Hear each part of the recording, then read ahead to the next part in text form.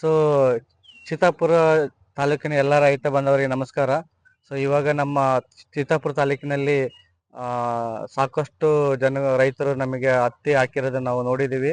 So ಬೇರೆ ಬೇರೆ ಹಳ್ಳಿದಲ್ಲಿ ನಾವು ಈಗ ಏನು ಕ್ಷೇತ್ರ ಬೇಟೆಗಳು ಮಾಡಿದ್ಮೇಲೆ ಗೊತ್ತಾಗಿದೆ, ಈಗ ಹತ್ತಿ ಎಲ್ಲಾ ಕಡೆನೂ ಒಂದು 40ರಿಂದ 50 ದಿನಗಳದ್ದು ಹತ್ತಿ ಇದೆ.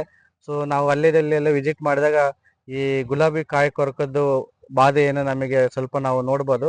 ಹಂಗಾಗಿ ಇವತ್ತು ನಾವು ಆ ಗುಲಾಬಿ ಕಾಯಿ ಕೊರಕದಕ್ಕೆ ಹುಳುಗಳಿಗೆ ಹತೋಟಿ ಮಾಡಲು ನಾವೇನು ಮೋಹಕ ಬಲೆ ಅಂತ ಏನು ಯೂಸ್ ಮಾಡ್ತೀವಿ, ನಾವು ಪೆರಮೆಂಟ್ ಟ್ರಾಪ್ಸ್ ಅಂತ ಹೇಳ್ತೀವಿ, ಅದನ್ನ ಇವತ್ತು ನಾವು ಇಲ್ಲಿ ತೋರಿಸ್ಕೊಡಲು ಒಂದು ರೈತರ ಹೊಲಕ್ಕೆ ಬಂದಿದ್ದೀವಿ. ತಮ್ಮ ಹೆಸರು? ಮಲ್ಲಪ್ಪ ಅದ್ರಿ ಸರ್. ನಮಸ್ಕಾರ. ನಮಸ್ಕಾರ. ಯಾವೂರು? ನಾಲ್ವಾರ ಸರ್. ನಾಲ್ವಾರ ರೀ. ಹತ್ತಿ ಎಷ್ಟು ದಿನ ಆಯ್ತು ಹಾಕಿ? ಒಂದ್ 50ರಿಂದ 52 ದಿನ ಐತ್ರಿ ಸರ್. 50ರಿಂದ 52 ದಿನ ಆಗಿದ್ರೆ ಎಷ್ಟು ಎಕರೆ ಇದೆ ಹತ್ತಿ?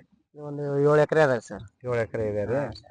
ನಿಮಗೆ ಗೊತ್ತಾಗಿರ್ಬೇಕ್ರಿ, ಈಗೆಲ್ಲ ಅಡ್ಡಾಡ್ತಿದ್ರಲ್ಲ ಸ್ವಲ್ಪ ಈ ಕಾಯಿ ಕೊರಿತಕ್ಕಂತ ಸ್ವಲ್ಪ ಕೆಂಪು ಗುಲಾಬಿ ಇದ್ರ ತರ ಆಗಿದೆ ಸರ್.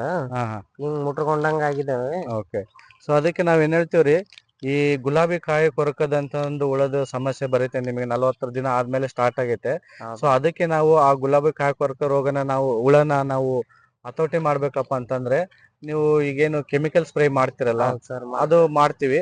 ಅದ್ರ ಜೊತೆಗೆ ನಿಮಗೆ ಈ ನಿಮ್ಮ ಹತ್ತಿದಲ್ಲಿ ಗುಲಾಬಿ ಕಾಯಿ ಕೊರಕದ ಸಮಸ್ಯೆ ಬಂದಿದೆ ಅಥವಾ ಇಲ್ಲ ಅಂತ ತಿಳ್ಕೊಳಕ್ಕೆ ನಾವು ಈ ತರ ತಿಳ್ಕೊಳಕ್ಕೆ ನಾವ್ ಏನ್ ಮಾಡ್ತೀವಪ್ಪ ಅಂತಂದ್ರೆ, ಈ ತರ ಸಿಗ್ತವೆ ನಿಮಗೆ ಪೆರಮೆಂಟ್ ಟ್ರಾಪ್ಸ್ ಅಂತ ಹೇಳ್ತೀವಿ, ಅಂದ್ರೆ ಕನ್ನಡದಲ್ಲಿ ನಾವು ಮೋಹಕ ಬಲೆ ಅಂತ ಹೇಳಿ. ಸೊ ಆ ಗುಲಾಬಿ ಕಾಯಿ ಕೊರಕದ ಹುಳದಿಂದ ನಿಮಗೆ ಸುಮಾರು ನಿಮ್ಮ ಹತ್ತಿದಲ್ಲಿ 10ರಿಂದ ಒಂದು 40%, 10ರಿಂದ 40% ಅಷ್ಟು ನಮಗೆ ಏನಾಗುತ್ತೆ, ನಿಮಗೆ ಹತ್ತಿದಲ್ಲಿ ಇಳುವರಿ ಕುಂಠಿತ ಆಗುತ್ತೆ. ಇಳುವರಿ ಕುಂಠಿತ ಆಗುತ್ತೆ ಅಂತಂದ್ರೆ ನಿಮಗೆ ಹತ್ತಿ ಕುಡ್ಡು ಹೊಡೆದ್ಬಿಟ್ಟು ಇಳುವರಿ ಸರಿಗೆ ಬರೋದಿಲ್ಲ.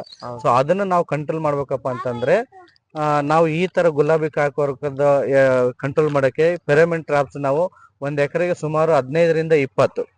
ಒಂದ್ ವೇಳೆ ನಿಮಗೆ ಗುಲಾಬಿ ಕಾಯಿ ಕೊರಕ ಸಮಸ್ಯೆ ನಿಮ್ಮ ಹತ್ರ ನಿಮ್ಮ ಹೊಲ್ದಾಗ ಬಂದತಿಲ್ಲ ಅಂತ ತಿಳ್ಕೊಳಕ್ಕೆ ನೀವು ಒಂದ್ ಎಕರೆಗೆ 4ರಿಂದ 5 ಹಾಕ್ಬೋದು.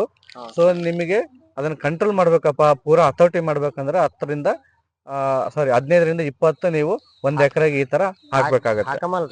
ಹಾಕಂದ್ರೆ ಅದಕ್ಕೆ ಇವತ್ತು ಬಂದಿದೀವಿ, ನಿಮ್ಮಲ್ಲೇ ಹಾಕಿ ತೋರಿಸ್ತೀವಿ. ಒಂದು. ಎರಡನೇದು, ಇದು ಯಾವ ತರ ಕೆಲಸ ಮಾಡುತ್ತಪ್ಪ ಅಂತಂದ್ರೆ, ಸೊ ಈಗ ನಾವು ನೋಡ್ತಿದೀವಿ, ಇದು ಮೋಹಕ ಬಲೆ ಅಂತ ಹೇಳ್ತೀವಿ ನಾವು, ಇಂಗ್ಲಿಷ್ನಾಗ ಪೆರಮೆಂಟ್ ಟ್ರಾಪ್ಸ್ ಅಂತ ಹೇಳ್ತೀವಿ. ಇದು ಈ ತರ ಇರುತ್ತೆ. ಸೊ ಇದರ ಕೆಳಗಡೆ ಒಂದೇ ನಿಮಗೆ ಇದು ಕಾಣಿಸ್ತಿದೆಯಲ್ಲ, ಇಲ್ಲಿ ಒಂದು ಲೂರ್ ಅಂತ ಬರುತ್ತೆ, ಇಲ್ಲಿ ಕಾಣಿಸ್ತಿದೆ ನಿಮಗೆ, ಇದು ಲೂರ್ ಅಂತ ಬರುತ್ತೆ. ಸೊ ಇದನ್ನ ನಾವು ಈ ಕೆಳಗಡೆ ಈ ತರ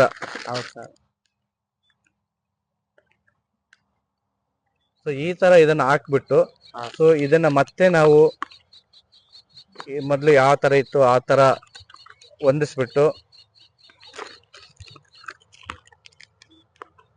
ಹೊಂದಿಸ್ಬಿಟ್ಟು ಈ ಕೆಳಗಡೆ ಏನು ಇದು ಓಪನ್ ಇರುತ್ತೆ, ಸೊ ಇದನ್ನ ನಾವು ನೀವು ಏನಾದ್ರು ಇದನ್ನೇ ಗಂಟು ಹಾಕ್ಬೋದು, ಅಥವಾ ಬೇರೆ ಏನಾದ್ರು ಒಂದು ತಗೊಂಡು ನಾವು ಈ ಕೆಳಗಡೆ ಕ್ಲೋಸ್ ಮಾಡ್ಬೇಕು.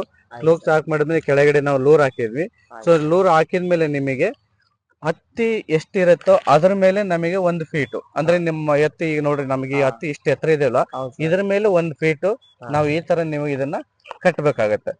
ಸೊ ಈ ತರ ಕಟ್ಟೋದ್ರಿಂದ ಏನಾಗತ್ತಪ್ಪ ಅಂತಂದ್ರೆ, ಈ ಲೂರು ಏನೋ ಒಳಗಡೆ ಹಾಕಿದೀವಿ ಅದು ಹೆಣ್ಣು ಹುಳ ಬಿಡ್ತಕ್ಕಂತ ಒಂದು ವಾಸನೆ ಬಿಡ್ತಾ ಇರುತ್ತೆ. ಸೊ ಹಂಗಾಗಿ ನಿಮ್ಮ ಹೊಲದಲ್ಲಿ ಇರ್ತಕ್ಕಂತ ಪ್ರತಿಯೊಂದು ಗಂಡು ಹುಳ ಏನಾಗ್ತವೆ ಅವೆಲ್ಲ ಬಂದ್ಬಿಟ್ಟು ನಿಮಗೆ ಈ ಪೆರಮೆಂಟ್ ಟ್ರಾಪ್ಸ್ ಅಂದ್ರೆ ಮೋಹಕ ಬಲೆಯಲ್ಲಿ ಬಂದು ಬೀಳ್ತವೆ. ಸೊ ಮೋಹಕ ಬಲೆ ಬಂದು ಬಿತ್ತಪ್ಪ ಅಂತಂದ್ರೆ ನಿಮಗೆ ಹೆಣ್ಣಿಗೆ ಗಂಡಿಗೆ ಸಂಪರ್ಕ ಇರಲ್ಲ.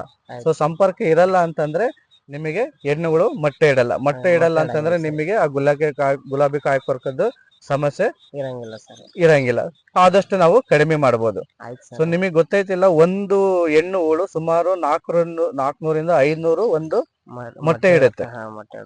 ಗುಲಾಬಿ ಕಾಯಿ ಕೊರಕದ ಹೆಣ್ಣು ಹುಳ ಒಂದು ಸರಿಗೆ 400ರಿಂದ 500 ಮೊಟ್ಟೆ ಇಡುತ್ತೆ. ಸೊ ಆ ತರ